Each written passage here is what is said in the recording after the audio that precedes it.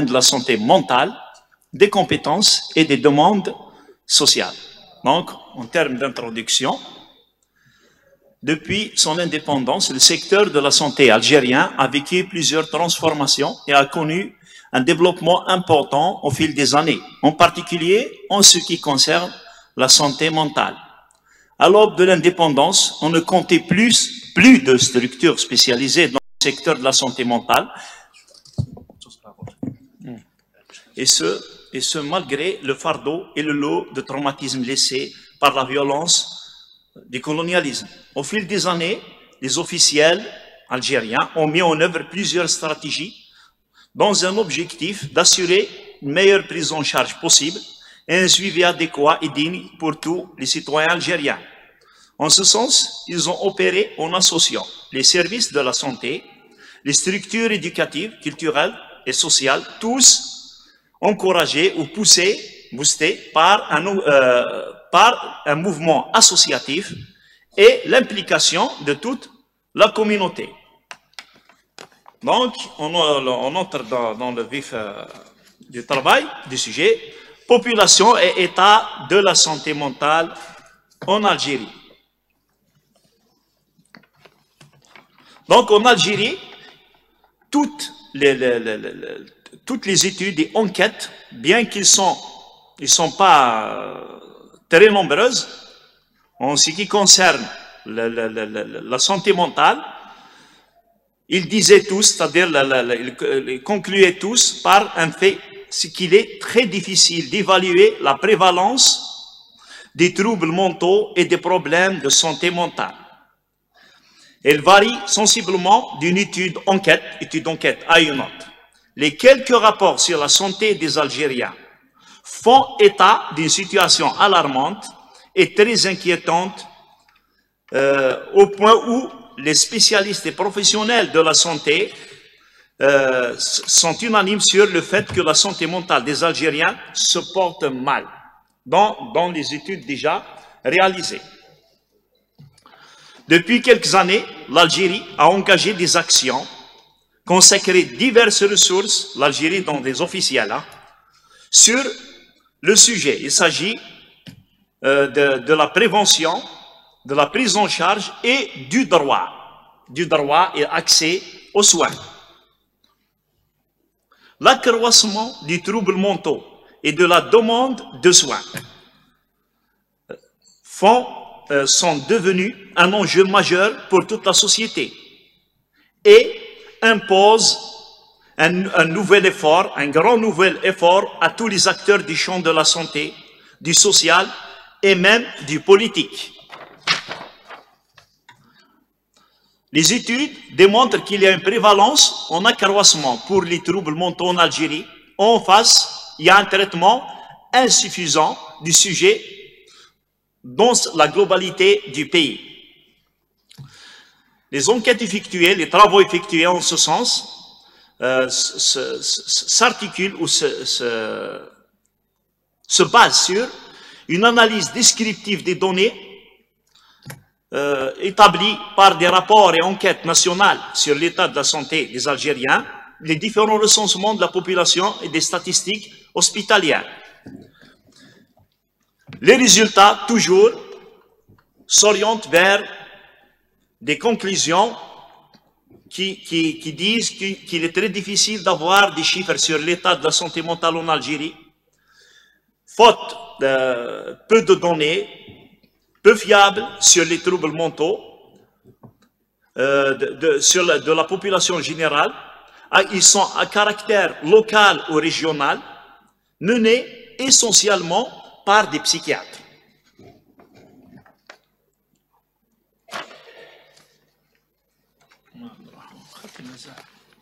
Donc, en ce sens, diverses enquêtes ont été réalisées. Par exemple, à titre d'exemple, on citait l'enquête nationale de santé en 1990 concluait déjà que les maladies mentales comptaient parmi les classés dixièmes parmi les affections chroniques mentionnées par la population, soit près de 7% des maladies chroniques. Le recensement de la population en 1998 concluait qu'il y a 140 000 personnes qui présentaient une affection mentale entraînant un handicap. Et parmi ces 140 000 personnes, on enregistre 20 000 enfants. Une enquête algérienne sur la santé de la famille réalisée en 2002 dans le cadre du projet Pan-Arabe pour la santé de la famille, enquête menée par l'Office national des statistiques en collaboration avec les services en charge des questions de population au ministère de la Santé, de la Population et de la réforme hospitalière, concluait certains résultats, a obtenu les résultats suivants. Selon la nature de la maladie et l'âge. En ce qui est en répartition sur l'âge, les populations inférieures à 40 ans, on a 1,9% qui présentaient maladie mentale et 0,8% épilepsie. Entre 40 et 49 ans, on a 0,8% qui est présenté maladie mentale, 50-59 ans, 1,1%, 60-69, 0,7%, et supérieur à 72 ans, en totalité 5% qui présentaient maladie mentale et 2% qui souffraient d'épilepsie. Le rapport du ministère de la Santé et de la Population de la réforme hospitalière, dans un travail sur les perspectives décennales en 2003, il donnait 155 000 sujets qui souffrent de maladies mentales, soit 62 000 d'épilepsie. Et il prévoyait à prendre en charge au moins 174 000 sujets, ceux-là ayant une affection au long cours touchant la santé mentale. Les statistiques hospitalières, pour eux, il y a 150 000, ils ont enregistré 150 000 consultations de psychiatrie durant l'année, assurées par an par les établissements hospitaliers spécialisés en psychiatrie. 1,5% de consultations dans les structures sanitaires en général ont une origine de troubles mentaux. L'enquête de l'Institut national de santé publique, NSP, sur la transition épidémiologique et le système de santé en 2007, parlait des maladies mentales qui disaient en proportion, il donnait 5,44% par rapport à d'autres maladies chroniques, soit un pourcentage très important. Ils sont même classés au 6e rang parmi les pathologies les plus fréquentes en Algérie. On voit ici l'état de la santé mentale au niveau national, bien que ces études ne sont pas vraiment très approfondies. En ce qui est de l'offre de soins, là aussi, il y a une autre carence. Le secteur de la santé dispose de 3 types d'infrastructures en général. Il s'agit de structures hospitalières, de structures de proximité et de structures de lutte et prévention contre les addictions. L'offre de soins, disons jugée par nos officiels importante, mais insuffisante. En autre sens, tout simplement, il fallait dire insuffisante parce qu'il s'agit là de maladies mentales. Donc c'est quelque chose, c'est un secteur qui ne s'attend pas, c'est un secteur qui devrait être pris en charge, il devrait être un secteur stratégique, directement pris en charge en sa totalité. Les structures spécialisées en psychiatrie, selon le nombre de lits, une étude menée par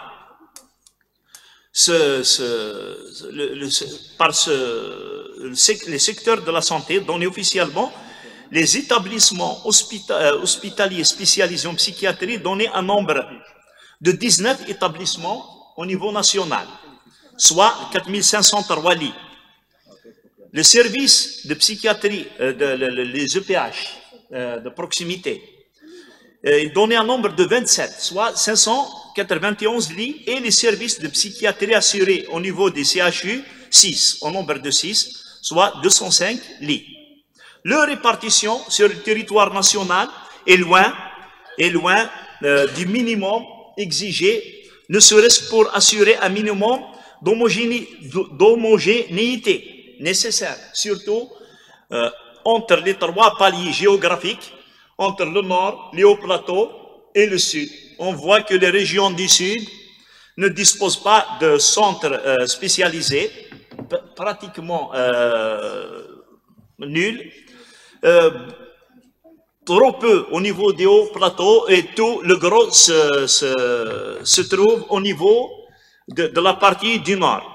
Seulement au sud, on retrouve quelques services de psychiatrie EPH de type de proximité.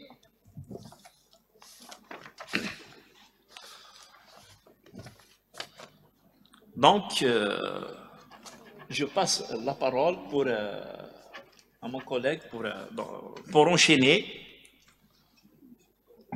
et toucher la fonction du psychologue. La fonction du psychologue, et plus précisément le statut de psychologue à travers l'histoire. Donc, avant de parler sur l'état actuel, de la fonction du psychologue et sa performance dans le domaine de la santé mentale, dans le secteur de la santé publique, nous souhaitons retracer précisément l'historique de cette fonction-là.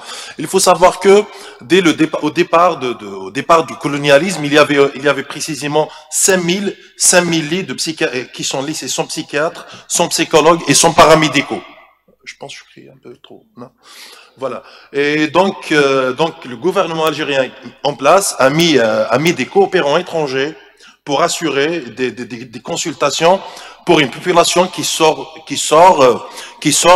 a vécu une guerre vraiment traumatisante. Donc vers l'année 1000, donc monsieur Laoudj l'a soulevé tout à l'heure, monsieur Khaled Ben Miloud, qui est un psychiatre formé en Suisse, le premier psychiatre professeur en psychiatrie. Il a vu l'idée, attentif à la spécialité des psychologues. Il a voulu recruter des psychologues afin de prendre soin, afin d'assurer une meilleure prise en charge de la population. Donc, il veut que le poste n'existait pas. Il voulait les recruter sous le titre d'infirmiers. Ce que les psychologues dans le temps ont refusé. Parce que, il faut savoir que vous avez soulevé tout à l'heure que la licence, elle était délivrée par l'université d'Alger à la faculté précisément à la faculté des sciences et des lettres. L'intitulé du diplôme, c'était psychologie générale et psychologie de l'enfant et de l'adolescent. Ainsi, le certificat de psychophysiologie générale était délivré par la faculté des sciences. Donc vers l'année de 1970, donc le ministre Mohamed Siddiq Ben Yahya, ministre de l'enseignement supérieur de son temps, a remis la psychologie au premier plan et il confia l'étude de la psychologie clinique au professeur Ben Miloud avec l'aide précisément de Samia Ben Nounich qui élaborèrent un système modulaire et semestriel de la spécialité. Donc, le premier statut de psychologue a vu le jour vers l'année 1973. Ensuite, d'autres réformes venaient après.